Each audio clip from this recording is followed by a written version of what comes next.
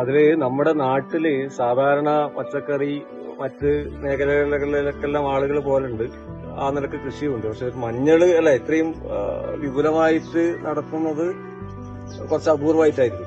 ഞാൻ പറയുന്നത് ഇതൊരു സാധ്യതയാണ്.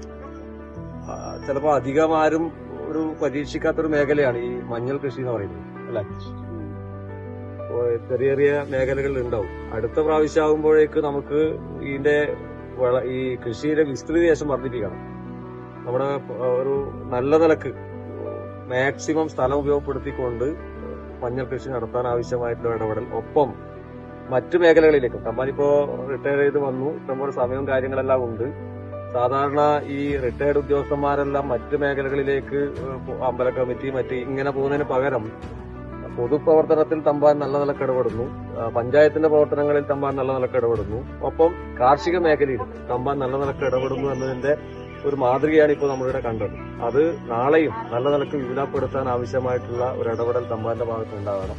നമുക്കെല്ലാം ഇത് മാതൃകയാക്കി മാറ്റാൻ കഴിയണം. ഈ ഒരു ചടങ്ങിൽ പങ്കെടുത്തിട്ടുള്ള എല്ലാ ആളുകളെയും ഈ ചടങ്ങിനും ആ ഒരു ആശംസയും കാര്യങ്ങളെല്ലാം അറിയിച്ചുകൊണ്ട്, ഉദ്ഘാടനം ചെയ്ത് അറിയിച്ചുകൊണ്ട് ഞാൻ എന്റെ വാക്കുകൾ അവസാനിച്ചു.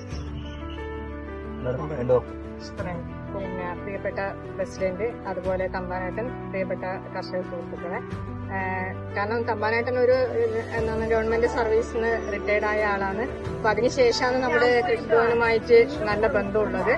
അപ്പോൾ ഇവിടെ ഈ ഒരു ഫീൽഡിൽ നമ്മൾ ഇതിനു മുന്നേ വന്നിട്ടുണ്ട്. അപ്പോഴും മനസ്സിലായെന്ന് വെച്ചാൽ ഇവിടെ ഒരു ഇന്റഗ്രേറ്റഡ് ഫാമിംഗ് എന്നുള്ള രീതിയിലാണ്. കാരണം പശു ഒഴിച്ച് ബാക്കി എല്ലാ കാര്യങ്ങളും ഈ ഒരു പറമ്പിൽ നമുക്ക് കാണാൻ സാധിച്ചിട്ടുണ്ട്. അപ്പോൾ ആ രീതിയിൽ തന്നെ ഇനിയിപ്പോ മഞ്ഞള്, അതുപോലെ തന്നെ ഇഞ്ചി, അങ്ങനെയുള്ള പച്ചക്കറികൾ കൂടുതൽ വ്യാപകമായിട്ട് കൃഷി ചെയ്യാനും എല്ലാ മേഖലയിലും ശോഭിക്കാൻ വേണ്ടി സാധിക്കട്ടെ. ഈ ഒരു ഉദ്യമത്തിന് ഞങ്ങളെ ക്ഷണിച്ചതിന് ഉള്ള നന്ദിയും അറിയിക്കുന്നു.